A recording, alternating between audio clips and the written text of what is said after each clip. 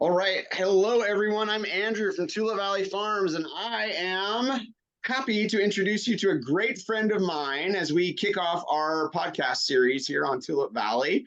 I am joined today with my good friend, Terry Gifford. Hi, Terry.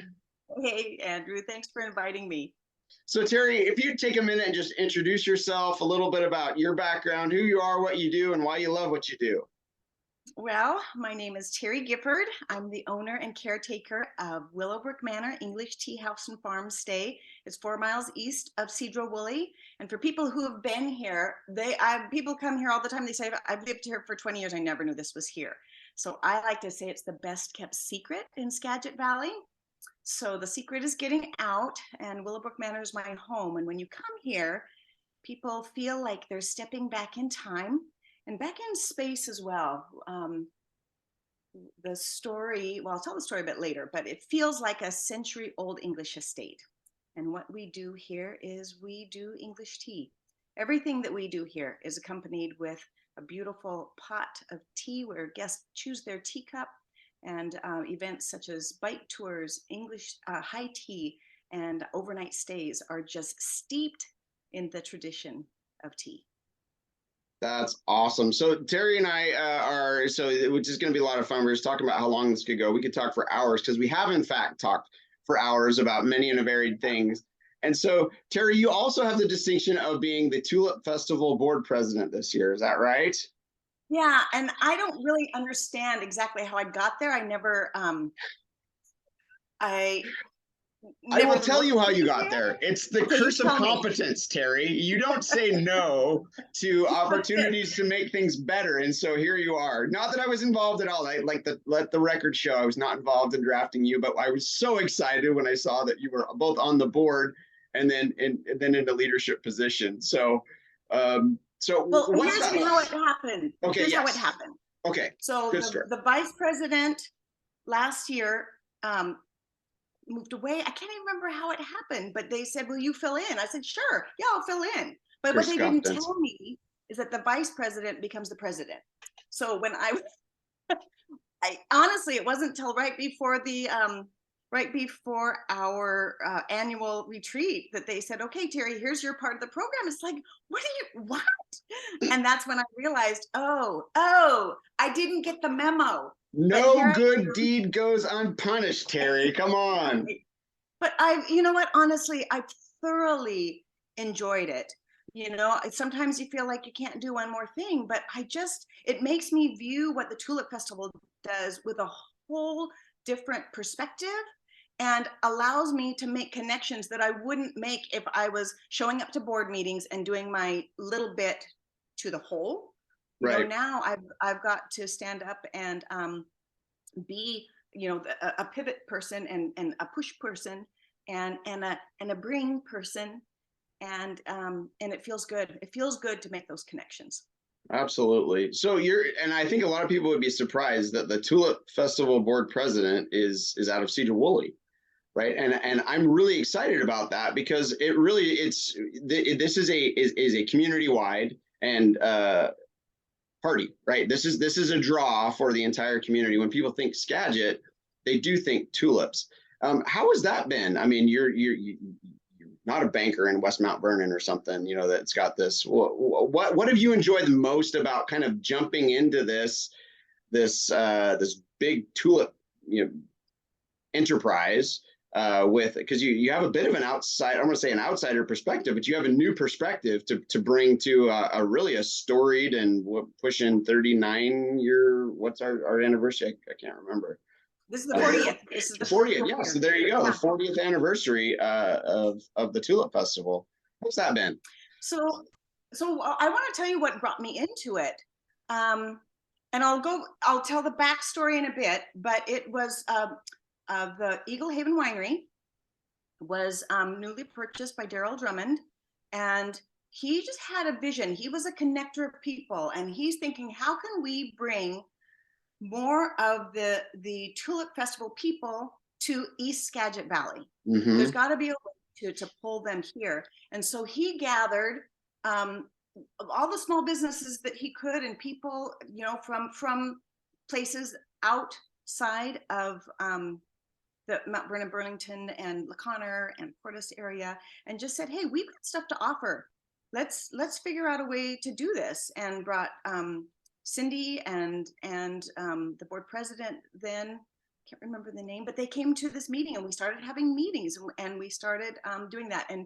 And the winery put up the sponsorship money and invited Willowbrook to be part of it. So Willowbrook and Eagle Haven were part of the Tulip Festival. Because you're neighbors. Yeah. We're neighbors. They're right across the road. Yeah. And we did a lot of collaborating back in those days with doing tea events and then concerts and wine tasting and then tea.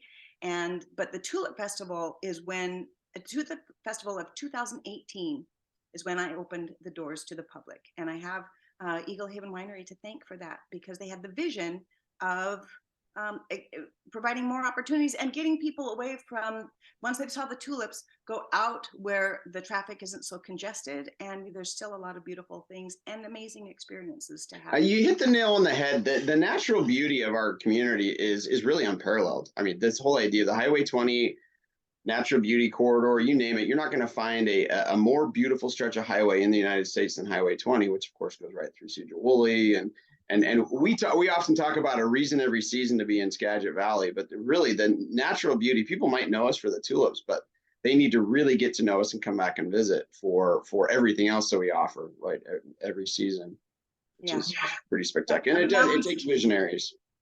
Yeah, we've got the mountains, we've got the rivers, we've got the sea, we've got the bay, we've got the islands. I mean, not in Skagit. I mean, the islands are, but they're just so close. Everything's close. Right. And what I love about Willowbrook is that you're just 40 minutes from the North Cascade National Park. You're 40 minutes from the tulip fields. You're 40 minutes from the ferry that takes you out to the San Juan Islands. You're 40 minutes from Bellingham, an hour further to go across the border into Vancouver. And you're just an hour and 15 minutes from Seattle. Which, and for our friends and guests to come to visit from Seattle or Vancouver, sometimes in Seattle, you're 40 minutes from Seattle, or Vancouver, you're 40 minutes from Vancouver if you're stuck in traffic, right? And so the idea of coming up and we do have this pocket of natural beauty that it is unparalleled, but it's one thing to have natural beauty. It's another thing to actually get to experience it. And I think that's one thing that you've done a great job as a small business owner and as a practitioner. How has that journey been? You walked out your door one day and said, I've got this amazing English manor in my yard, and now what? How do I create a business? How do I create what was how did that come about? I mean, because you're a naturally hospitable person. You love to share. I know that about you. How did you turn that into something that is really fast becoming one of the things to do for our guests, is to come and enjoy tea with Terry in your spot is beautiful. Your farm is amazing. Well, that's an interesting question. I never, ever thought of myself of being where I am today. My vision when we built this property, and I'm going to tell you the backstory now of the property, was that it be a place where we could raise our 6 children close to nature, close to each other, close to, just close to the environment. And then have them bring their children, our grandchildren, here to experience that as well.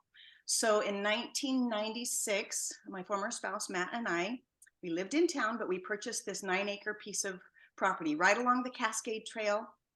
Coal Creek runs on one side, and you have a direct view of Sauk Mountain to the east. And it was just a kind of oasis. Even though we lived in a small town, I felt like I was in a bubble. I grew up on acreage on a farm in Ferndale, Washington, and I just felt like I needed to get out back to get my hands in the farm soil. So we bought the property. We used it as our escape. We'd picnic here. We'd camp here. We'd summer days, I'd pack a picnic lunch and bring the kids out, and they'd get sun-kissed and mosquito bit, and they would play with the friends that they bring, the cousins that they bring, and I would do gardening. We decided that we wanted to move out, put our house on the market. It sold before we had anything built. So what do you do when you don't have a home? You set up your tent trailer and you put your 4 kids and and mom and dad in a tent trailer, and you camp for the summer. So for 3.5 months, we basically lived outside and slept in the tent trailer, and it was beautiful.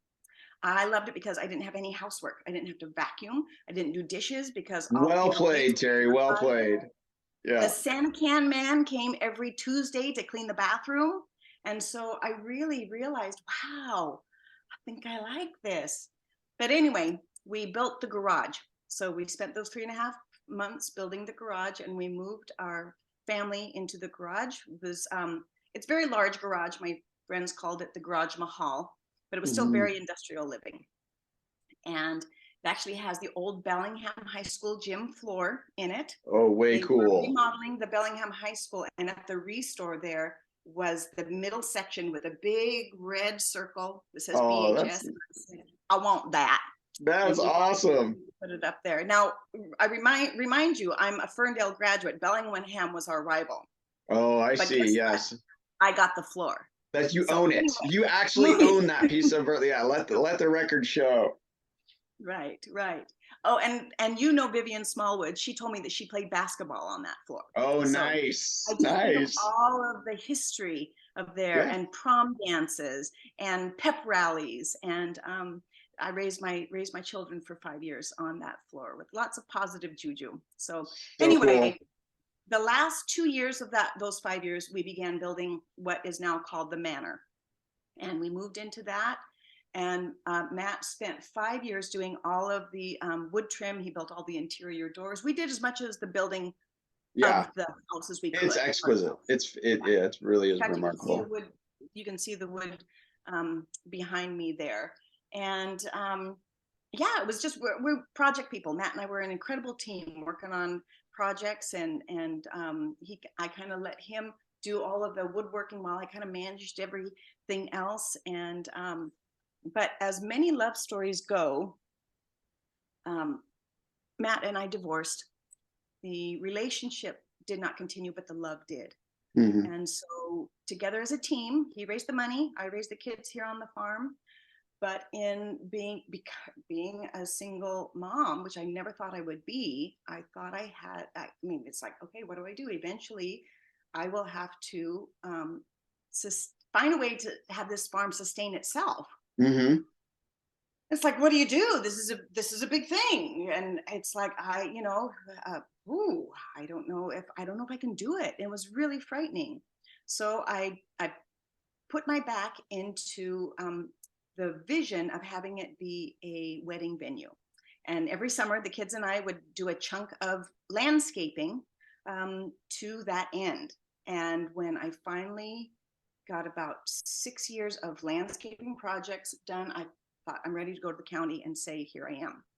So long story short, the county said that I'm not zoned for weddings because I am zoned agriculture. So I have to grow something for my business. And my chin is quivering. I'm saying, but the winery over there, they do weddings. And they said, yes, because they are a winery. They do wine, and people come there for the wedding for the wine, because the wine flows at weddings, right? And it's like, oh, nobody told me. I mean, sometimes you don't know what you don't know. Hmm. I came back home, and honestly, I felt like I had hit a roadblock. And it's like, what do you do? But I found a detour that really, Andrew, brought me to a much better place for me. I bought a tractor. I tilled up the pasture that we hay every summer, and I planted Roman chamomile. Hmm. And I said, I'm going to be a chamomile farm and a tea house.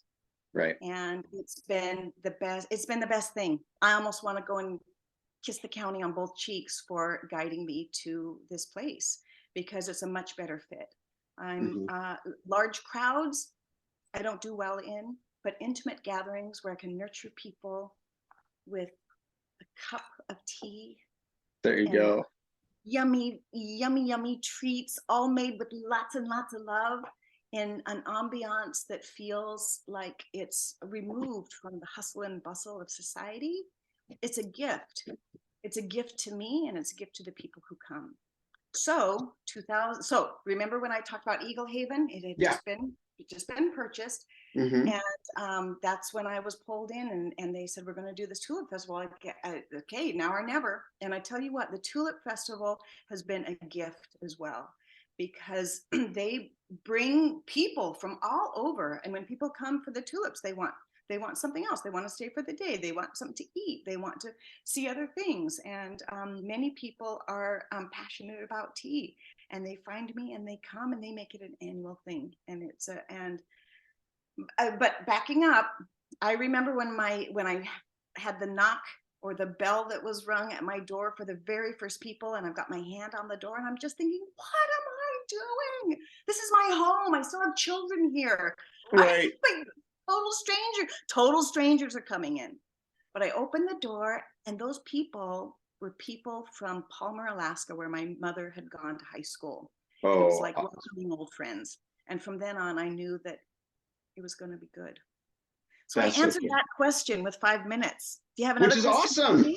No, that's exactly where we're going for. And Terry, what's phenomenal, and one of the things that you hit on that I'm excited to explore is really the changing nature of the relationship that our urban neighbors have with us as rural business owners or just members of our rural community.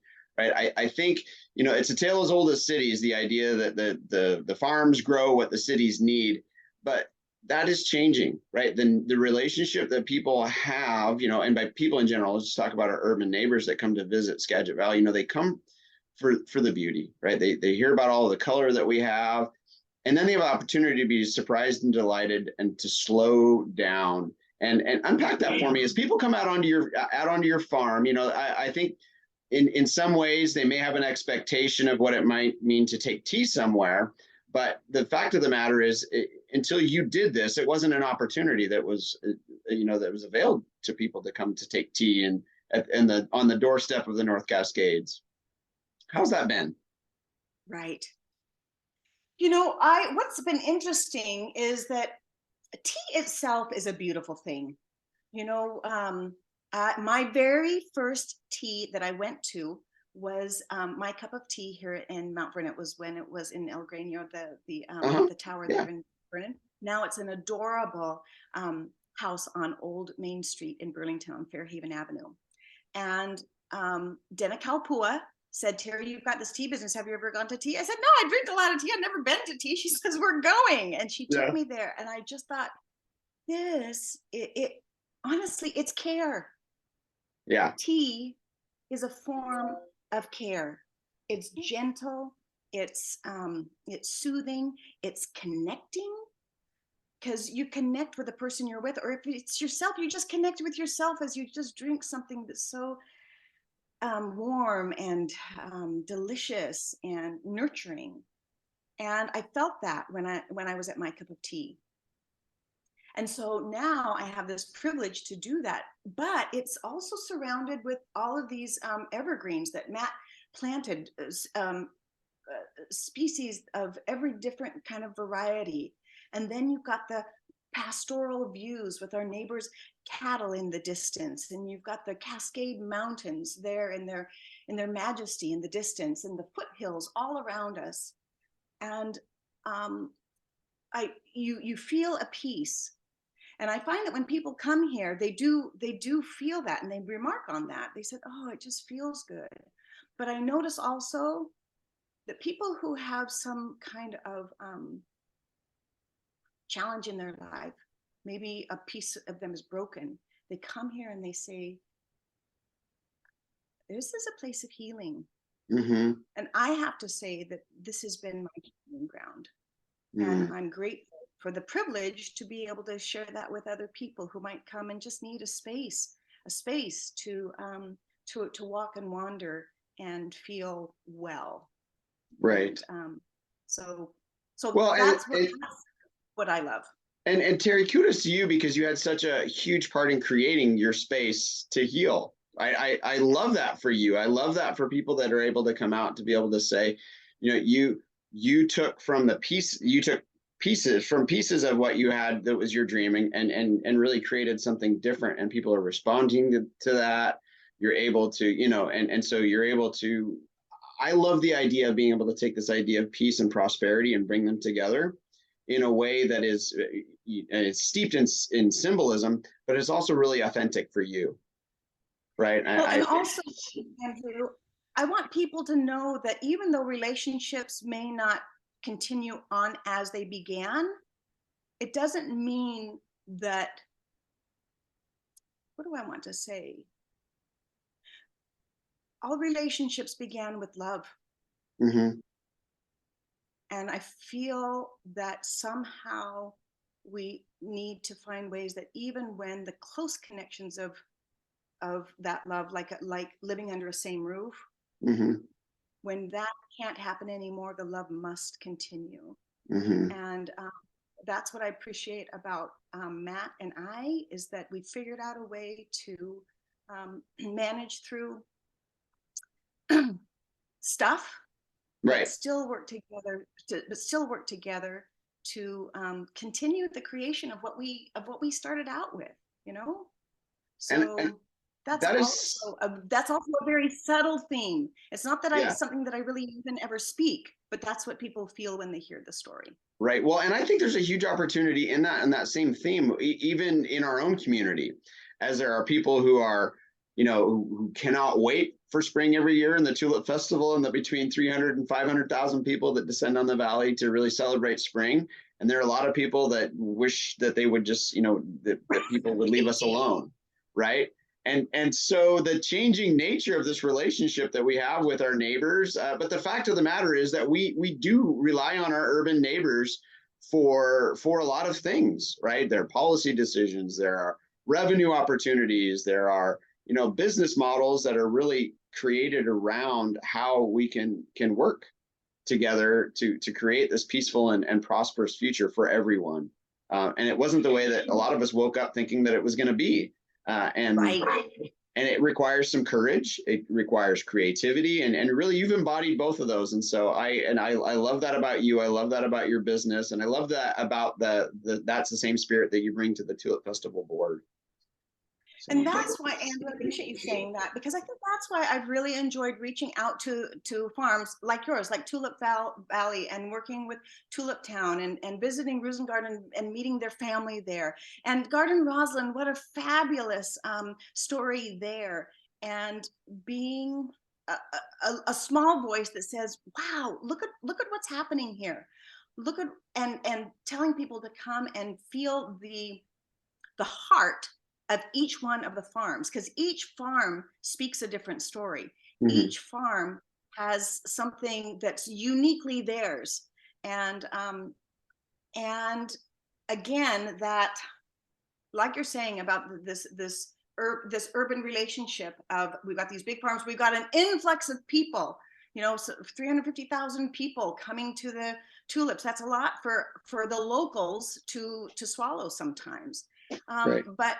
But those people coming to the small businesses like mine, like my cup of tea, like the bowling alley here in Cedro Woolley, and like all of those places that people come to, is allowing our small businesses to, number one, survive after coming out of the pandemic, and with a hope of eventually thriving.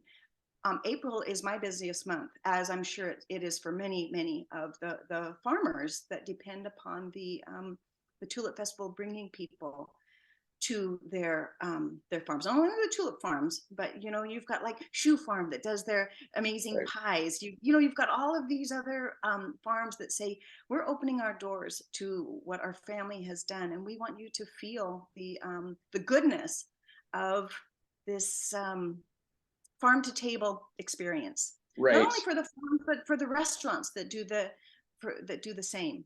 There's a lot of passion that you can taste in the food that we provide here in Skagit Valley. I think one of the things that has surprised me most in the 4 years that I've been so involved in the Tulip Festival is just the reactions of the people that come, and they're surprised. Either they heard about the tulips, they know they needed to come and see them, and they get out there and they see, not just the tulips. They're seeing the mountains in a different way. They're seeing, the natural beauty. And And I've had people say, what is it? What is it? It just feels different. Well, you know, if you live and work in Seattle and your seasons are wet cement or dry cement, you come out here among the trillions of living organisms, and it really is there's a centering aspect, there's an orientation that is different, and that is a part of it. I think the word that I love to use about this is the ecosystem. So we have a tulip ecosystem, right? Where we celebrate the color, we celebrate there's this idea of hope and in spring that is really engaging. In your mind, how do we build on that? What are some of the things that you've seen? You know, you mentioned it's the biggest month for your business, but how do we keep those good times going in your mind? Any ideas on what would go into that? I like to call it, there's the bloom and beyond. Actually, that is one of our mantras at Tulip Valley, is it's a bloom and beyond, because there is so much more to Tulip Valley, our farm, or our community, this ecosystem of being known for tulips. Any ideas? I know you for your own business, or as you've been around the business community or the community writ large, any ideas on things that you think that, hey, somebody ought to, or what ifs? Well, I think a lot of it is discovery. Uh-huh. So the tulips, the thing about the Tulip Festival is that we're aching for winter to be done and for spring to come. And when all of the ground still, you know, the old grass is brown, and we don't have the greens yet, and the leaves aren't coming out on the trees yet, and then we have this brown dirt that is vibrant colors of pinks and purples and deep reds and yellows and whites. It's just like your soul like goes, oh, that's what I need. Thank you so much. Right. And really, it's just we ache for that. And when spring comes and we see that and feel that, we just really, it's a form of celebration and hope that there's more to come. And what my hope is that people realize, wow, Skagit Valley is amazing.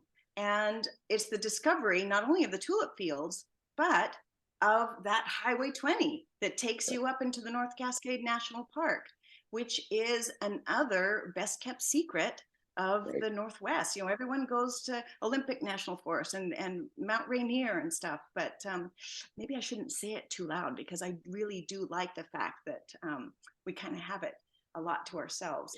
But you know, the town of Concrete with their delightful eateries there, and the scenery and the small town feel, and the highway that goes underneath the high school, it's neat history. So my business runs a bike tour right along the Cascade Trail that begins with tea and scones out on the east lawn, overlooking the chamomile field, overlooking the pastoral views with Sauk Mountain in the distance, and then e-bikes or beach cruiser bikes, if you want a little bit more of a pedal push, take you down sleepy lanes of forest and farmland by the Skagit River. They've got the Lyman Tavern, which is open with fabulous food that you can stop at, or you can go meander down into the town of Sedro-Woolley, park your bike, and do a walking tour and learn the history. Along the route, there are tour posts that share this rich history of our valley, from the time the old settlers were here to the time that Tusco the elephant got loose and ran amok downtown. Anyway, lots of stories and history to share. That's my plug. But Yeah. personally, growing up here, I love Baker Lake, where you can go and just feel like you're at a mountain retreat. I love Schreiber's Meadow, which is just a little bit more of a drive up there, where you feel like you're in the Swiss Alps. I love to take the ferry over to Lopez Island and bike around that sleepy island that everyone waves at you with the maybe 5 cars you might see during your time there. I love to walk Washington Park in Anacortes. The Oyster Dome is a hike that I just relish, overlooking the San Juan Islands. There's so much to do here. Those are my favorites that I tell people to Deception Pass and Fort Casey and Fort Casey, taking the ferry over to walk around Port Townsend. I mean, those are just like my immediate in my hands, but I can fill a whole bucket of things to do here in Skagit Valley. So it's about come for the tulips and then discover what else there is, so that when people from the city need to come and recharge and refresh, there's lots to do. That's right. So true. So true. I love the word that I just keep coming back to is just significance, right? The significance of what we can do here and the experiences that we can help people explore and to connect and to anchor is really it's unprecedented. And I'm really excited for you and for your business. And I appreciate the leadership that you're bringing to the board and the spark and the energy is much needed across and throughout the community. So kudos to you for that. Terry, where can people learn more about you and your business, and if they want to come up and take tea with you, or what's the best way to connect with for our guests to connect with you? The best way is on my website. It's called teaandtour.com, all spelled out, teaandtour.com. I also host overnight stays. All of my children moved out, and I feel like the house has been repurposed. And it's almost like I'm still doing my mothering, I'm still making food for people. I'm still doing the laundry and welcoming them and trying to make them feel scrumptious. And but nobody complains.